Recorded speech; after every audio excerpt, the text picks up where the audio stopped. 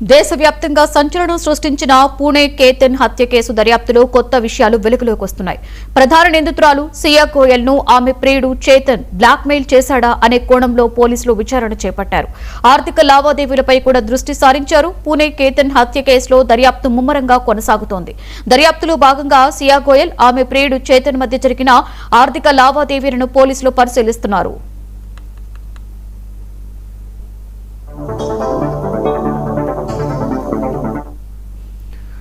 మే 30న జరిగిన కేతన్ హత్యాయత్నాన్ని అడ్డుపెట్టుకుని చేతన్ సియా నుండి భారీ మొత్తంలో డబ్బులు వసూలు చేసినట్లుగా అనుమానాలు వ్యక్తమవుతున్నాయి. సియా బ్యాంకు ఖాతా నుండి చేతన్ ఖాతాకు పెద్ద మొత్తంలో నగదు బదిలీ అయినట్లుగా పోలీసులు గుర్తించారు.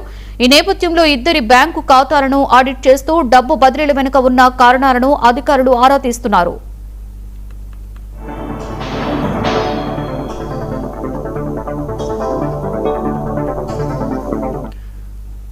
ప్రియుడితో కలిసి పారిపోవాలి అనే ఉద్దేశంతోనే సియా డబ్బులు బదిలీ చేసిందా లేక బ్లాక్ మెయిల్ కారణంగా నగదు చెల్లించిందా అనే కోణాలలో దర్యాప్తు కొనసాగుతోంది.